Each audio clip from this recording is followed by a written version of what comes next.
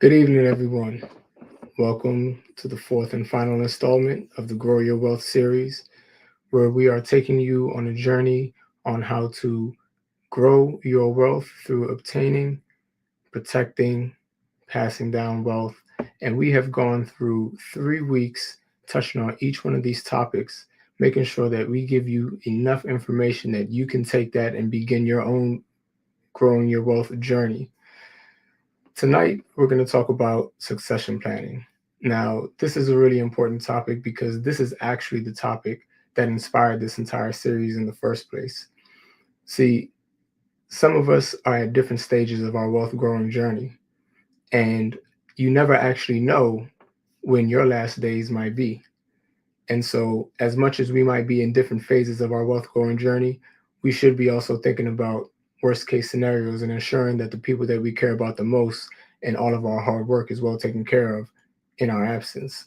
So, today we're going to bring back on our subject matter expert, Mr. Matt Aaron, and we're going to talk about how we can start to think about succession planning, passing down our wealth, getting trust, wills, and making sure that if you are really serious about creating and passing down generational wealth, then this is going to be one of the most important and pivotal conversations that you'll hear. So, uh, bringing on my guest, Matt. How you doing this evening, Matt?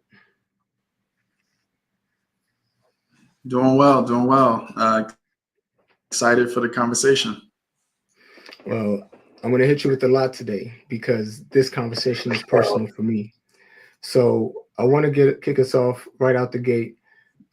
There are plenty of us who I know for sure have never really thought about our succession planning, right? How we're going to actually pass down everything that we've worked our lives to acquire.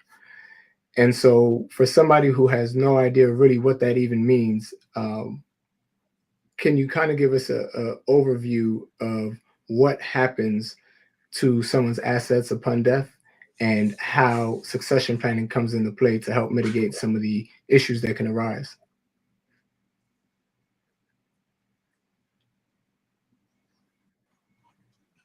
Absolutely. So when we think about succession and estate planning, it really is about how do we move from being reactive to proactive. Oftentimes,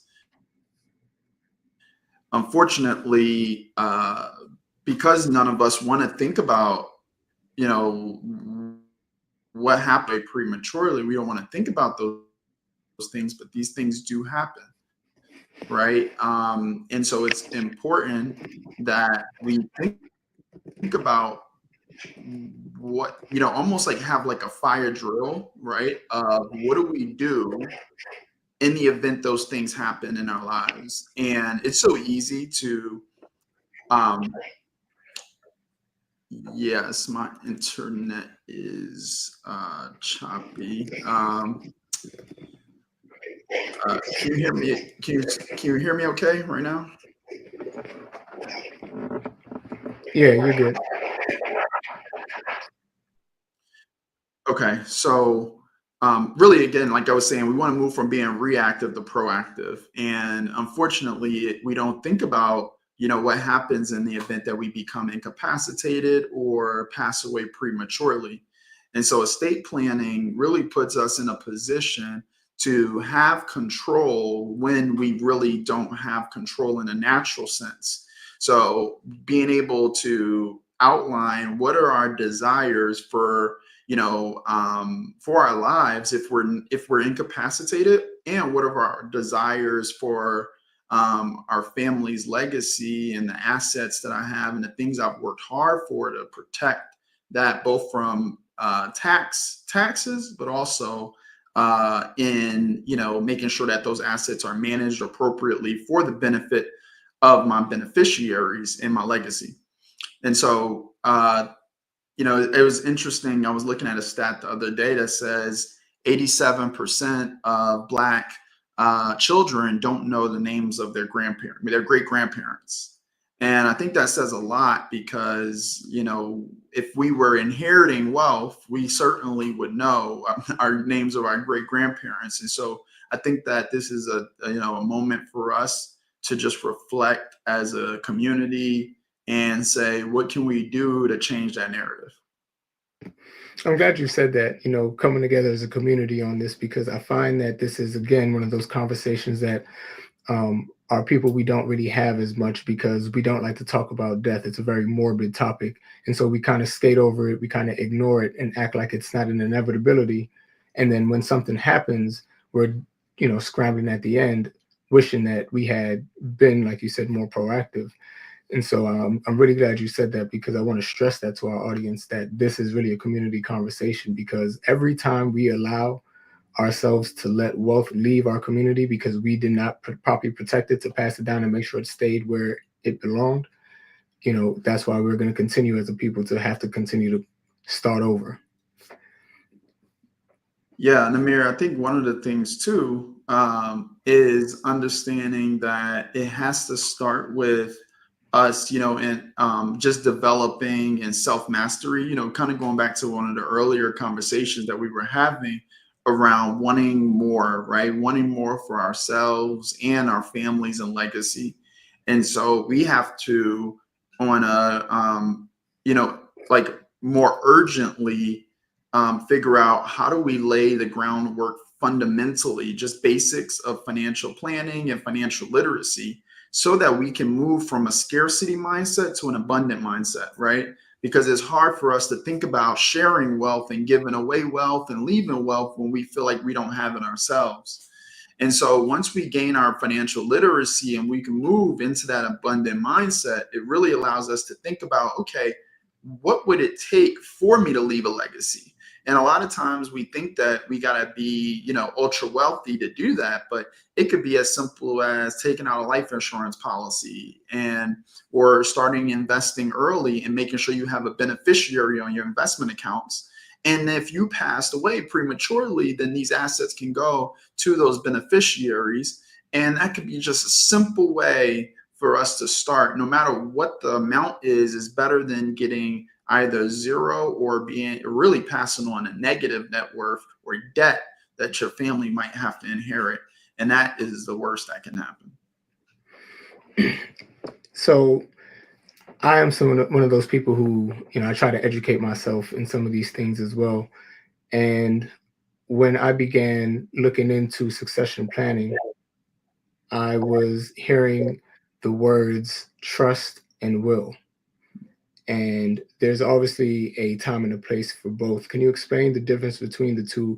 And if there are any other um, strategies or vehicles that also, play other roles that I didn't mention, please let us know about them.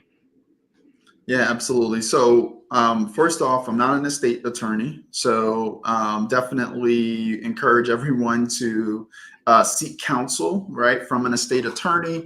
I am a financial planner, and this is still not financial advice. This is just purely for education purposes. So, just want to give that disclosure. I'm here simply to share knowledge as a community.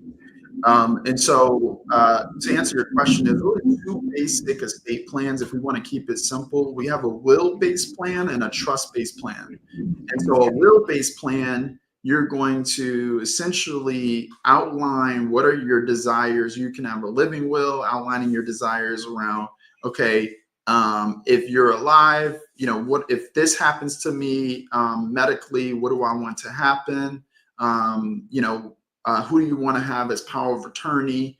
Who do you want to have as a medical directive? Even guardianship is another thing that is really important to think about. But the biggest thing about a will-based plan is that the information is not private, right? And so that information is public. And while it can help you to make sure at least the things that you desire come to life, it does still leave you open to public public view and put your assets potentially at risk for creditors and things of that nature. But if somebody has a very basic estate situation and they can put everything, beneficiaries on all of their accounts and their life insurance, they don't have a ton of assets. It's not the worst thing ever. It's better than having nothing. But I think that's, on another piece about the will too, is that there is no control after, right, your passing. So Once you pass, essentially the assets just go out to whoever those beneficiaries are. Now, a trust-based plan, what happens is that in that case, you have a lot more control. Okay. And so you have a lot more control around what happens both before and after. And there's two types of trust. You're going to have a revocable and an irrevocable.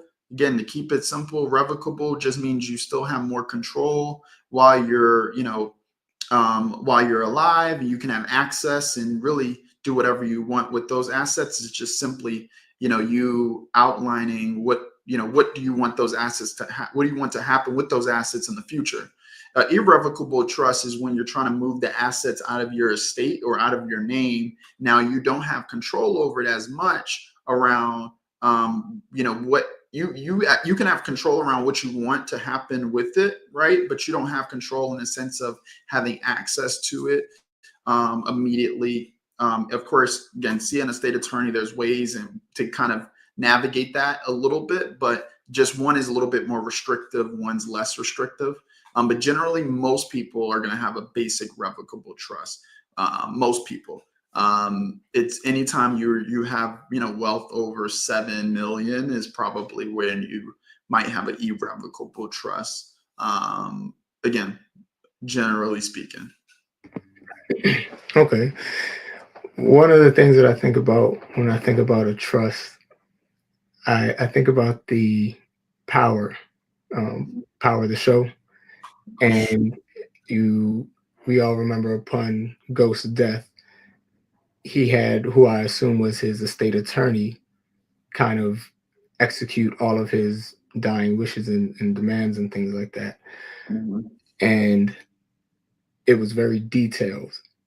Um, Two questions with that. One, obviously, and I use that as a reference because I think that's something that everyone can pull from. I'm sure most everyone is familiar with that the show. Mhm. So, one, is it typical for your estate attorney to be the person that is going to make sure that your dying wishes are done per your orders, or is that left up to the family? How does that work? Yeah, great question. So you're typically going to have, let's say, a trustee that you name as uh, basically the person who's a fiduciary or the person who is acting in your best interest on your behalf of you not being here. So think of them as like an advocate for your wishes and everything you wanted. So it's their job to ensure that the fulfillment of your wishes come true. Now, there are situations where somebody might appoint an attorney to be the trustee, maybe because they don't feel like they can trust anybody else, or they might want a little bit more corporate governance from an attorney, or they might partner with another family member, and they might be co-trustees. Again, just as another layer of protection. But typically that's not happening. I think it just depends again on how much wealth you have, right? Because then you got to pay, of course, those attorneys to, that's just more expenses. So depending on the level of wealth you have, it might not make sense for you to spend that kind of money to get that. But it really, it does depend case by case. Okay. And so that was not really a dramatization because Ghost himself, he did have a serious amount of wealth and assets, and obviously he was taking care of many different people. Right. Okay. So we talked about trust, we talked about wills, and one of the things that I took away from that is it's better to have one of those than neither one at all. And so would you say that this is almost something that you would consider a no-brainer? Everybody is should think about this at some stage. And I guess to add on to that, what is a good age do you think to start putting these things together? When is it worth the investment?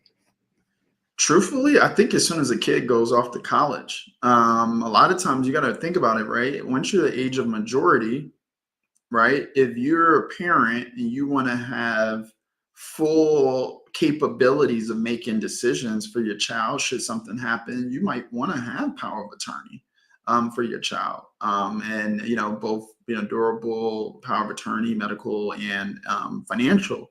And I think that's a privilege, of course, to be able to do that. But today, there's so many, like, even there's online platforms today that you can do basic estate planning on, with that, could be a low hanging fruit thing to do before your kid goes off to college. I think that'd be a great thing to do.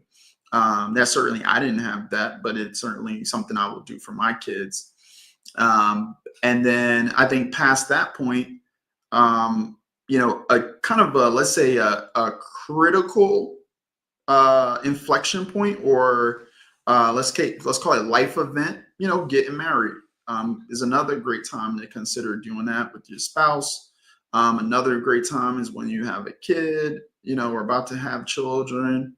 Um, or if you know that you have a parent who, it might be, you can kind of see they're starting to fade, and they're having a lot of medical issues, and you're like, okay, let me just go ahead and proactively do this, so that way we don't have to run into any difficulties later to make decisions and make moves. That's another kind of, I think, life event too, that might spark you to think about doing it. Now, again, at the end of the day, you should always be thinking about it as soon as you can. But again, I know that it's the easiest thing to keep kicking down the road, but definitely encourage people to pull that trigger. It took me longer than I hoped to pull that trigger.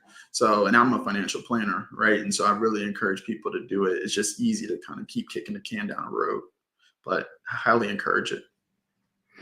And so, how difficult is it once you have it in place, like to make changes, right? Because we obviously are doing this to be proactive, but we're going to continue to grow our wealth. We're going to continue to add assets, different things like that.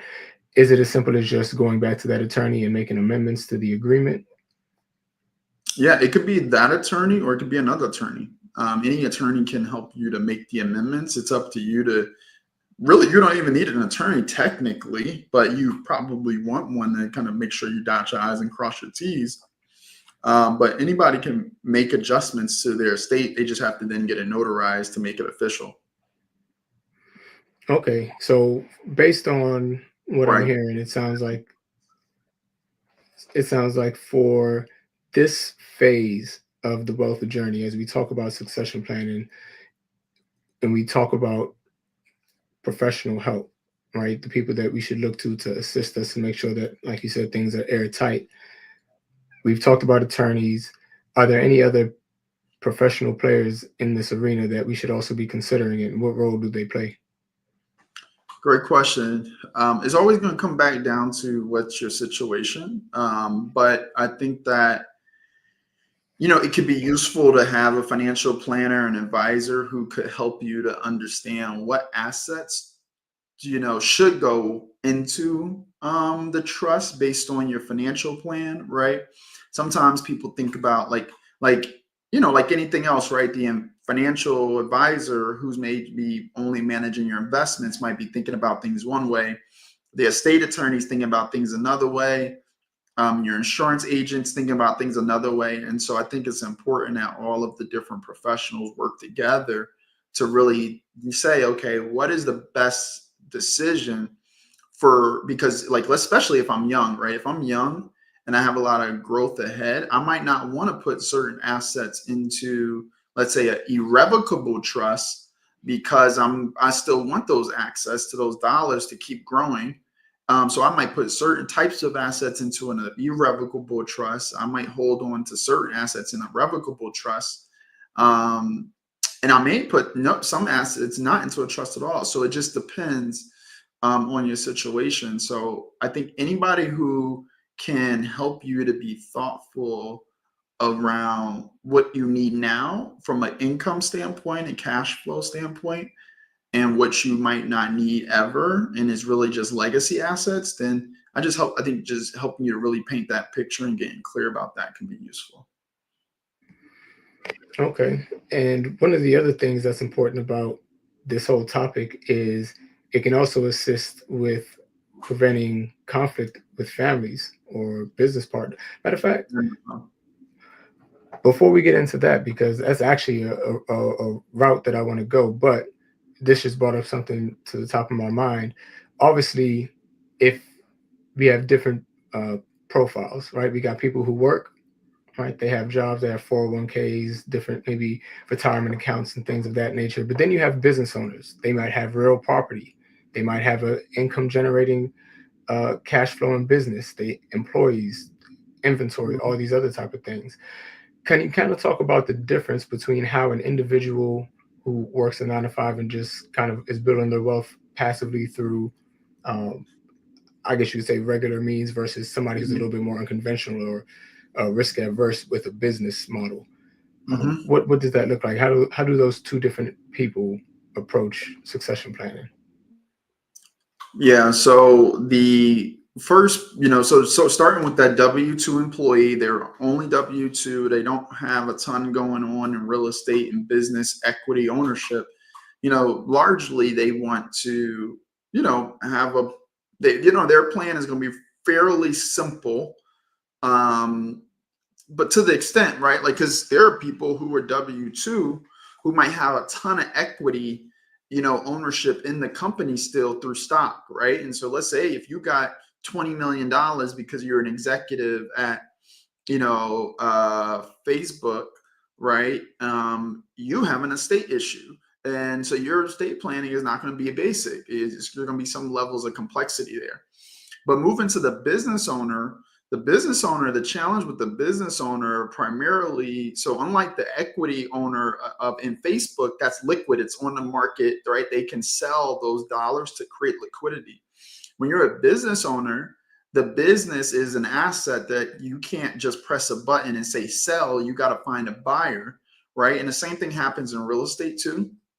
So typically what they'll do is, they will have life insurance to be able to pay for the potential estate taxes that might come from that business, depending on where that business is held.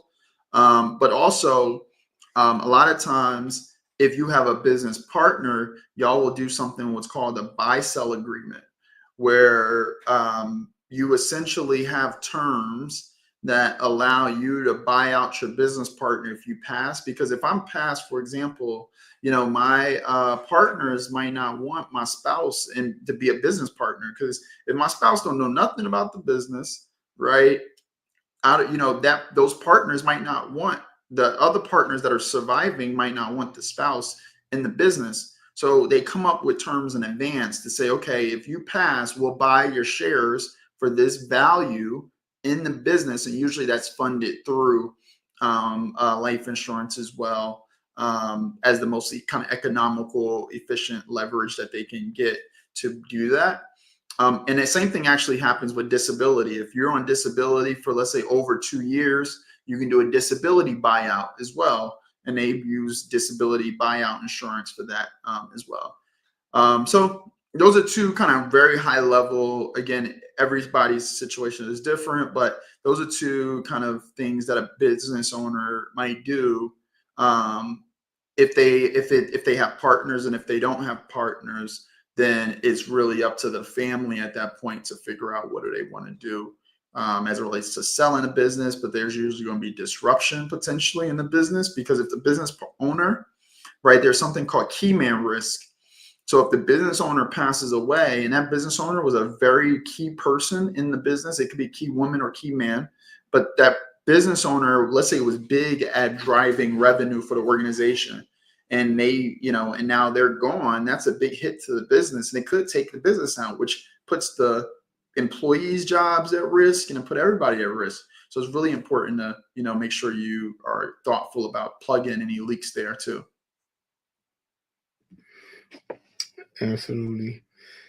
So going back, to that, when we are working on our succession planning and we're making sure that we have our affairs in order so that there's already a plan to execute upon someone's untimely demise, it can also help with, you know, preventing some of those fractures in a family.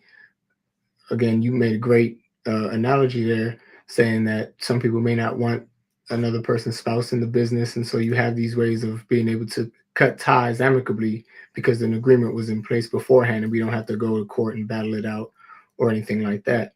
Exactly. Um, now, I've also heard of succession planning where you can, how do I put this? You can almost time how much wealth is actually being dispersed to your Mhm. beneficiaries. And I Right. think about that because, I think about the some of the great families of American history that Mhm. were the most richest people in the world, and now their families are broke. Mhm. By comparison, the Vanderbilts, Yep. right, is a perfect example where somebody amassed a huge fortune, and because of the way that the trust was set up or something like that, Yep. and then also because of how big the families was expanding and how much that wealth was being divvied up over generations, it actually Yep. depleted a multi-billion-dollar empire. Yep. So talk to us. Let's just say we're all worth $10 million here. All right, let's just Mhm. throw that out there. We're all worth $10 million, and we have our estate set up where the money is held in a interest-bearing account and is Mhm. being distributed periodically to certain beneficiaries. But as those beneficiaries continue to grow and multiply, right, that wealth starts to be stretched a little thin. What are some safeguards that we could put into place, or what are some different strategies or things we should think of to kind of circumvent that? Yeah, I mean, it comes down to what you really want for the family. I could tell you that, my personal preference, right, is that I don't set out, or we don't, me and my wife, we don't just give away any money to anybody. Uh, because you can ruin, right? You can ruin a child's life and their ability to be productive by just giving away money. So we really believe around the thought of having it as a resource that can help to support anything that will help enhance the human life value of a beneficiary, which in turn enhances the family's wealth holistically, right? So if you're taking money out to start a business, and now we know that that already has been vetted by our trustees, and they know that, okay, this is a sound business and it's not just some get rich quick thing, and it's something that's thoughtful, and you put the work in to basically raise money effectively, but from the family versus the bank or the public. Yeah, will it be a little bit more favorable? Absolutely, but it won't be something that you can just go out and squander. And we don't want to put that person in a situation where now they're less motivated to be productive. We don't want consumers, we want producers. Now let's say if that person decides to go do something philanthropic, or they're a nonprofit and they're not earning a lot, or they decide to be a teacher, let's say, for example. Well, yeah, we want them to still be compensated for that in a way that we want them to live a certain lifestyle that we've created for them. But we also don't want them, again, to not be productive. But if they're being great citizens and they're giving to the community and the world, amazing. Now, there is also, we might want some limitations though on what percentage might be able to be distributed, right? So there's something called the 4% rule, right? And I've even dropped it to 3% as an extra safeguard mechanism. So let's say we take that same $10 million example, right? And if you use 4% of that, that's $400,000. And they say that, okay, generally speaking, if you withdraw 4% or less, you won't run out of money, right? So if we take that same 4% and we say, okay, $400,000 is what can get distributed to everybody, then that's the max, because we want the wealth to keep perpetuating across generations. If you say, hey, we really don't care for it to keep perpetuating across generations, well, then after, you can let it drain out, you can do whatever you want, but it just comes down to what do you want to transfer? Is it values? Is it wealth holistically, or do you want to let your legacy be squandered, and just hope for the best? That just doesn't seem, for me, like the most viable decision for you to leave a true legacy that will expand. That brings up something that I think is full circle, because as you pass down that wealth, somebody new is obtaining wealth, right? And now they have to go through those same steps that we talked about in our first episode of the series about the educating themselves, you know, Exactly. being whoever it is that they need to become to manage and be responsible with that type of wealth. Exactly. And hopefully, though, right, we do what we can, right? Hopefully, we do what we can while we're here to press upon those values and that education, right? We don't want it to be a scenario where we hope that they get those values and that education later. We want it to be something that um, we can instill in them and create a method to pass on that information. So that way, and create experiences, right? In real time, because now we got real feedback loops that we can instill. And then that when we're not here, now they just following through on what they learned while we were here. So that's even again another layer of proactiveness.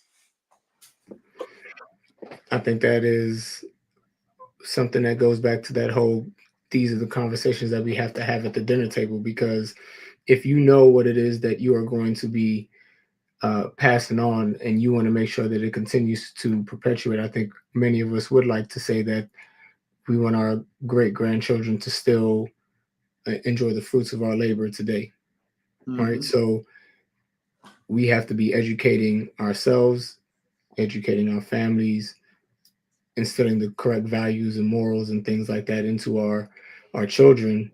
And this actually reminds me again, going back to the power example, one of the restrictions that Ghost had on his money for Tariq was Tariq could get a certain amount of money up front, but he had to go to school. And Hmm. once he finished school, then he would get a larger sum of his inheritance, right? And that was something that I thought was actually pretty genius. If you take away all the mysticism and the Hollywood out of it, what he Right. essentially did was he said, "You're going to be somebody of sound mind and intelligence so that I know that you will have some level of responsibility and understanding of what you have and maybe have an opportunity to do something positive with it." Yeah, and but I got a different opinion about that too, though, right? Because how many people do we know that went to school but didn't walk away with a sound mind, right? Like, so yeah, maybe it's one measure of success, right? But I'd rather, and again, everybody's estate plan is different, and what you desire and what you value is different. But for me, I'd rather how show me that you're a producer, right? Like, and that you're living a fulfilled life that is something that aligns with our family's values too, right? Because that's just as important. So and, and I think too, like, just again communicating your wishes to even the trustees and people who you want to take over, right? That's what I think the power of the family constitution, right? That's the power in that. It's like a preamble to your trust. Like, what is the spirit of the money? What is the spirit of the values? What's the spirit of the resources? And making sure that that spirit is there when you're not there, right? Like, we want this to be, I call it a gift of love, right? Not just a gift of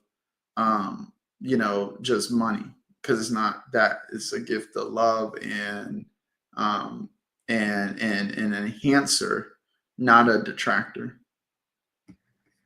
So let's talk about the moment that somebody who has a goodwill, trust, whatever mechanism they choose to use, they pass. Mm-hmm. So we talked about the will and the trust and the assets, but tell me, where do the liabilities come in? Because there's also the matter of some closeout business that somebody may have had going on that still needs to be taken care of, right? The people still want their money. So where does that come into play, and how do we safeguard against some of those things? Yeah, great question. So basically, right, creditors, the creditors, anybody who you're in debt to, they want their money, right? And so, so let's say, for example, a mortgage. Well, they know if you don't have, you got to have the money to still pay that mortgage. And it's important to even confirm, for example, if something happens to you, what happens? Like, does the family have to refinance out of it? These are some small things that, is important to even ask your mortgage company. But even other debt, like medical debt, right? Certain school debt, certain school, like federal school debt will get forgiven, but some private school debt might not get forgiven. So you want that to be, you want resources for them to pay that off. So if the creditors are out there and they see your information in the public, right, and that's the benefit of the trust, is that if you have the trust, and you're a little more protected than if it will, because they're going to find you. They're going to be proactive about trying to get their money. So I think that you put yourself in a better position with the trust to protect yourself from creditors. So again, situational, but you should understand, okay, one, who are my creditors, right? And then if I have assets, is my assets higher than my liabilities, right? Like, am I in a positive net worth or a negative net worth? Usually when we're young, our net worth, if we have student loans, we might be in the negative. But again, if it's federal loans, we might be okay. If it's private loans, we need to really discover, okay, what do I need to do to protect the family in the event of my, passing, personal loans, any of that stuff. So, how bad can the probate process be? I've heard a few nightmare stories about it. I know that if you don't have certain things in place, you're going to go through the probate process, and it can be real ugly. Kind of walk us through the good, the bad, and the ugly of the probate process. And tell us what It's the so probate process is for widespread. those who may not know. Well, it's so widespread. I mean, a probate is where, basically, that's where the assets get distributed if it's not in a trust or don't have a direct beneficiary, where the government then decides, okay, where does the assets go? Um, and now every state is a little bit different, right? So it is state by state. But generally, you don't want to be in probate.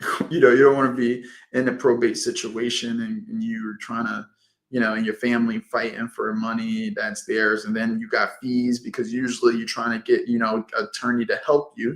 So now you got to pay for the attorney to help you through the probate, right, to process, and then you got the state fees eating also away at this. So you can have all these fees just racking up that could really put you in a bad position, or at least your family rather in a bad position. And it's just eroding on the hard assets that you worked hard for, on the assets you work hard for, and so why work hard to build wealth and then not protect it? Yeah, that was one of the major things that, again, drew me to start down this path of figuring out how to protect the assets during the succession planning. And so, Oh, can you I know, hit on a real important thing that is like kind of absolutely. a low-hanging fruit that most people overlook that I think is just so important?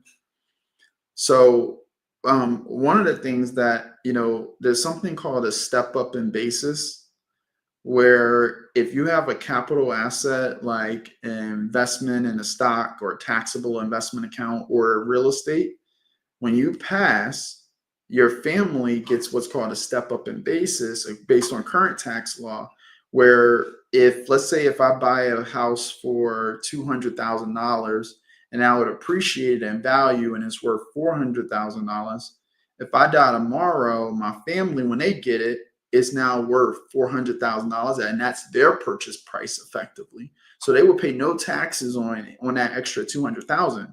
But if I give them that asset now, right, and then I die, now they got to pay taxes on that 200,000.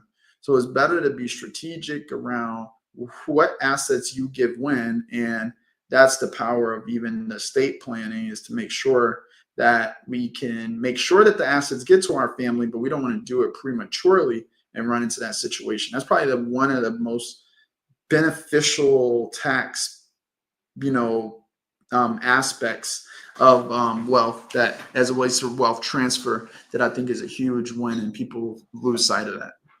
And probably the most common, especially as it relates to inheriting a house, like, because a lot of people in our, in our community have bought houses, right? And so that's usually probably one of our largest wealth assets, as a community. So our primary residence. So that's just something to just keep in mind.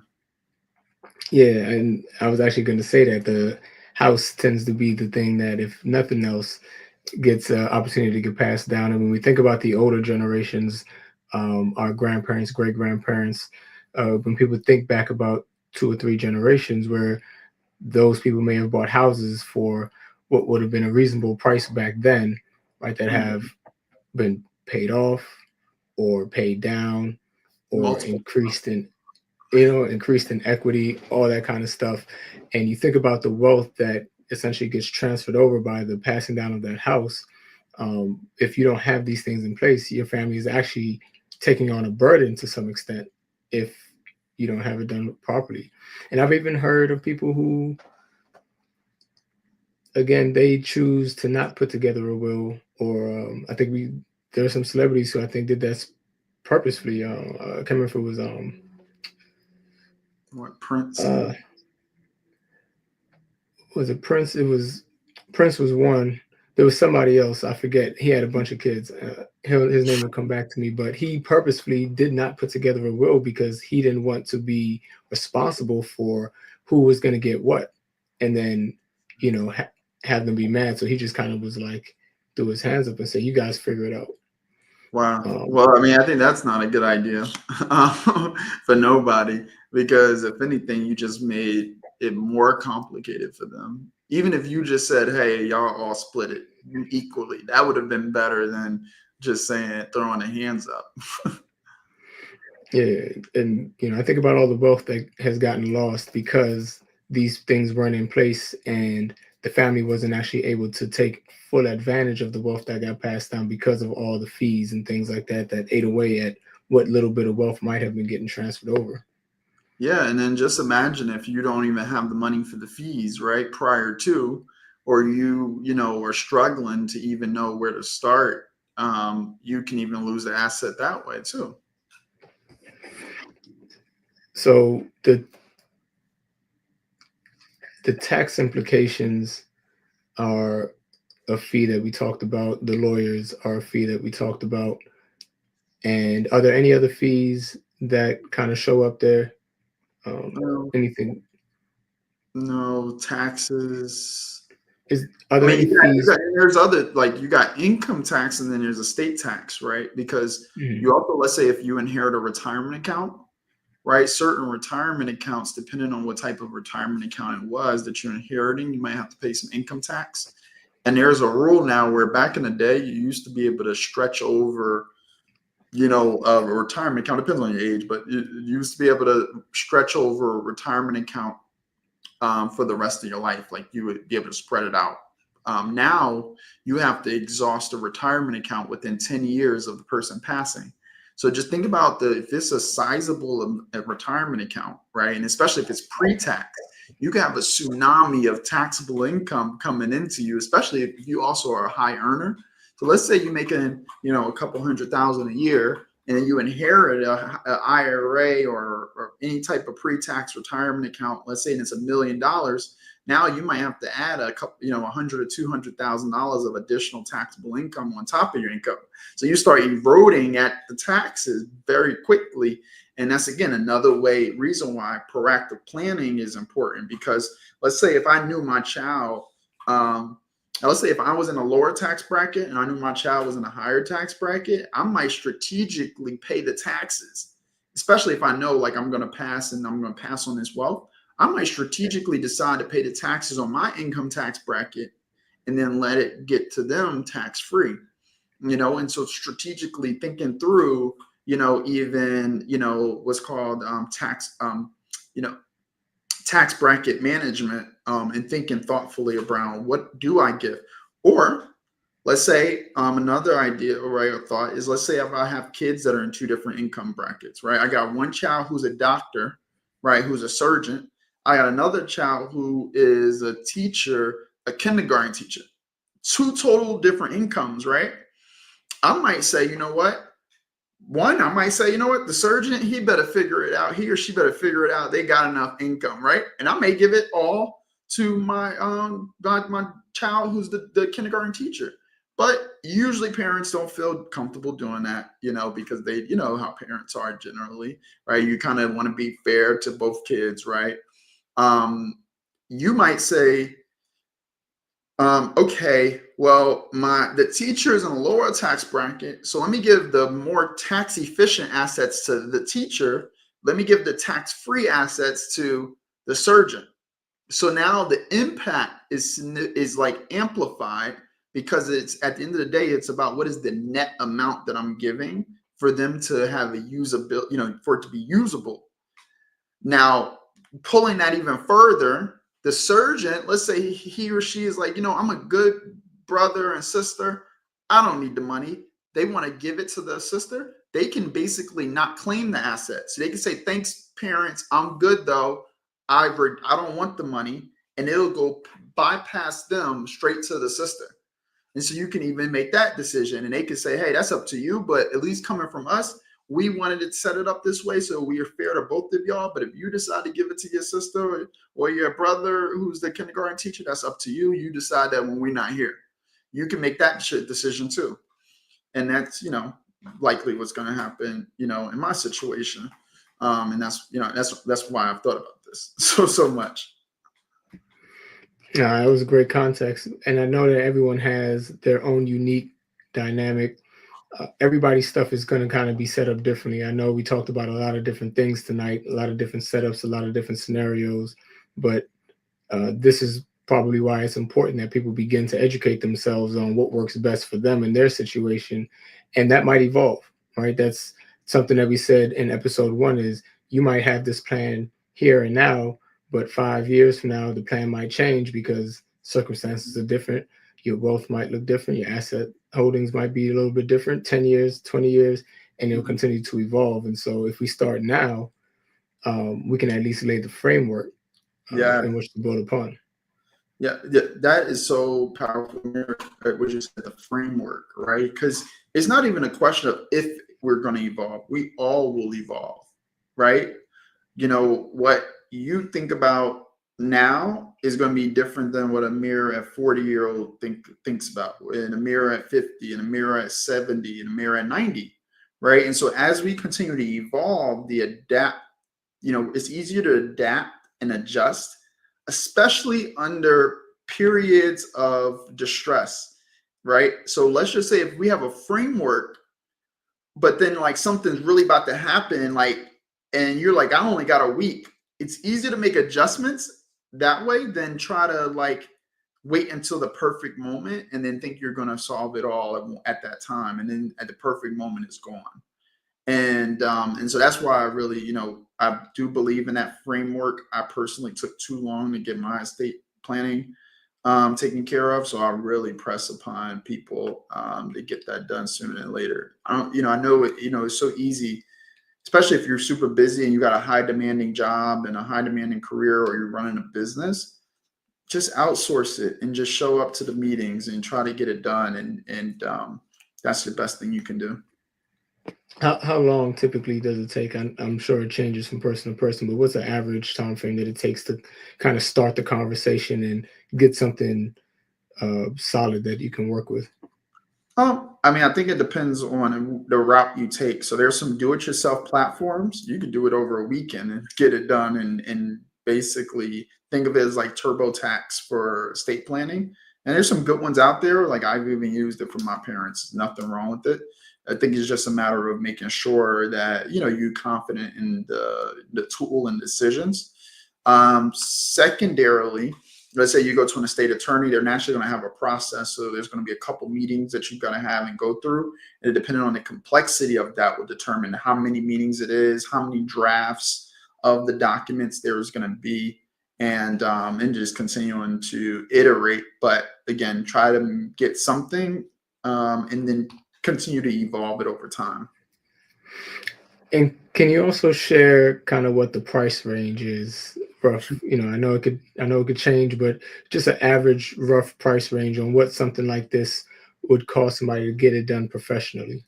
Professionally, I've heard it all, but from, let's say, for a basic will-based plan, you're probably looking at somewhere between 1,500 and 3,000 For a trust-based plan, you're looking at something probably in the neighborhood of 4,500, 5,000 to like 8,000, 8,500. Now that's for a basic trust-based plan. For a complex trust, a little bit more complex trust, you're probably looking at 15 to 30,000. I mean, it could be even hundreds of thousands depending on how much wealth you have.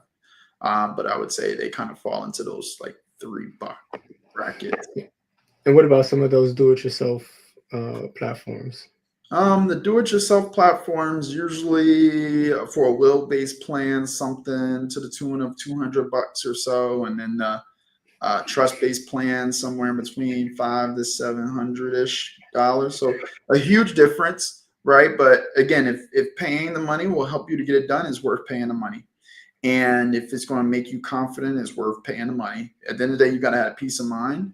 And you know, you on some of the do-it-yourself platforms, though, they do allow you, depending on what state you live in, they do allow you to pay a little extra to have an attorney on like standby to answer some questions that you might have.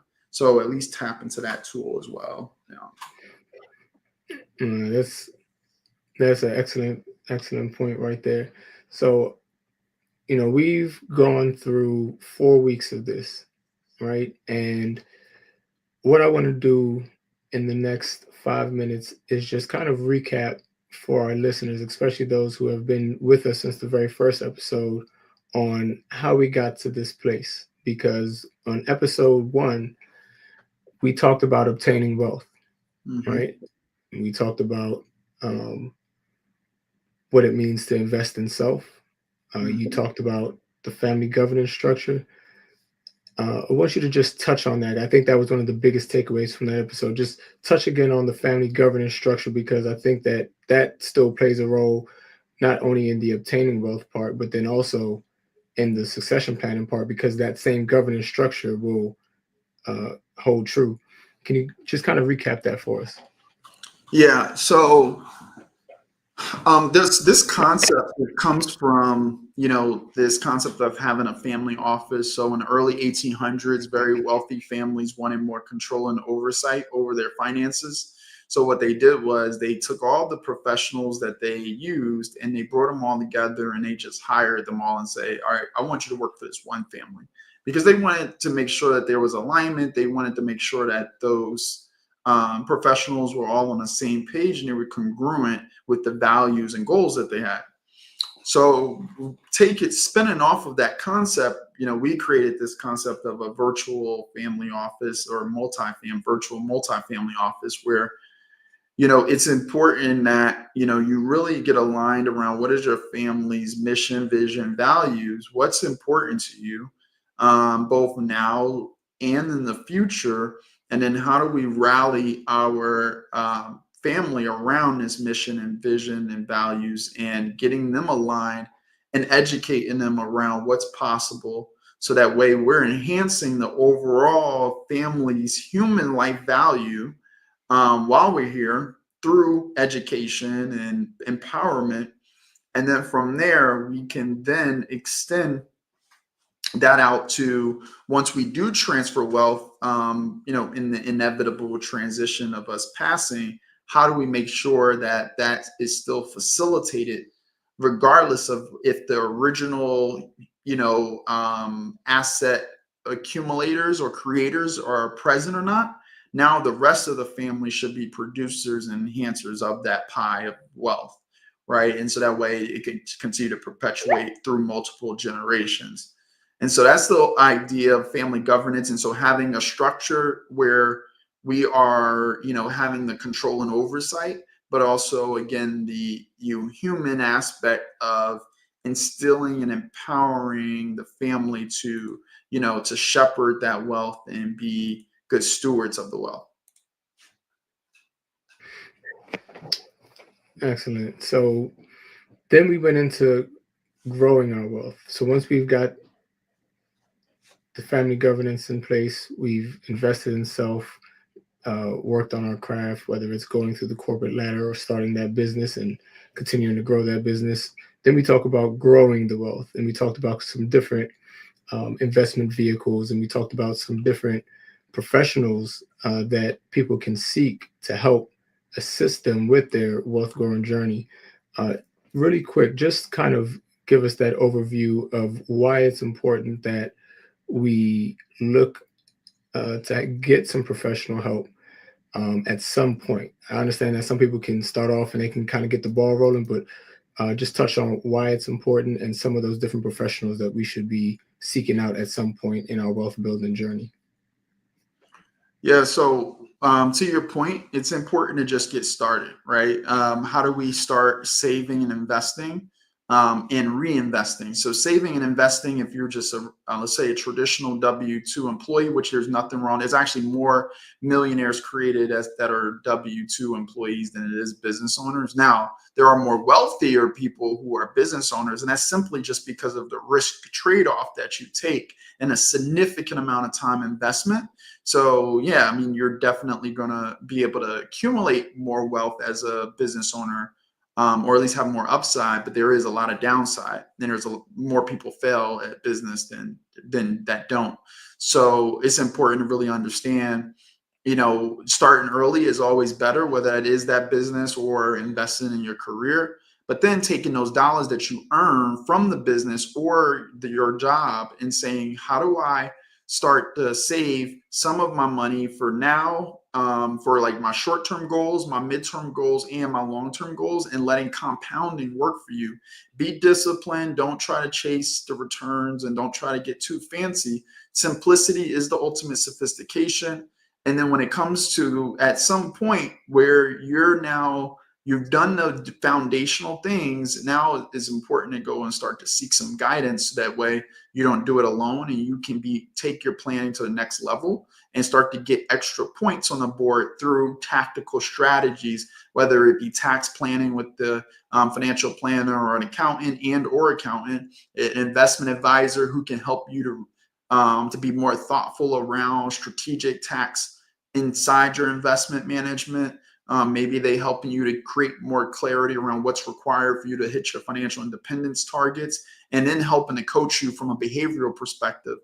And then there's just other, professionals like estate attorneys, business attorneys, bankers, insurance agents, property and casualty insurance agents, and then personal, like life and disability, long-term care insurance protection, that you should be looking at as well. Yep, absolutely. And I was getting ready to mention that because that hit on the third episode where we talked about protecting wealth, and you kind of mentioned that just now. So we've taken everybody on this journey so that they have something to think about and understand maybe a four-step process, if you will, on how to get them to actually pass on generational wealth, because we hear this buzzword all the time. It's a very popular term, very popular concept, but the how to is the piece that a lot of people miss. And so, again, as always, Matt, I really want to thank you for being with me for these last 4 weeks. I It was really fun. appreciate your expertise and the value you have given. Uh, as somebody who does this professionally and does this as a way to support yourself, but also to give back to your community. What we have done here, I hope, really benefits not just our viewers, but as this word starts to get around and they educate other people on some of the things that they've learned, that we can really start to see a shift in our culture. And that's really what we wanted to do here with this series. So I really thank you. I want to thank all of our viewers for being here with us for the last 4 weeks. I really hope you found a lot of value. I really hope you take action with the things that Matt has shared. And if you ever want to reach out and ask some questions and things like that, we will make ourselves available. You can reach us in the comments on any of the platforms that you might be watching this, and we will be make the link so that you can get the information that you need, because we want to be able to help you reach your wealth goals. So with that, I will say good night, and I appreciate your attendance, and I'll see you soon.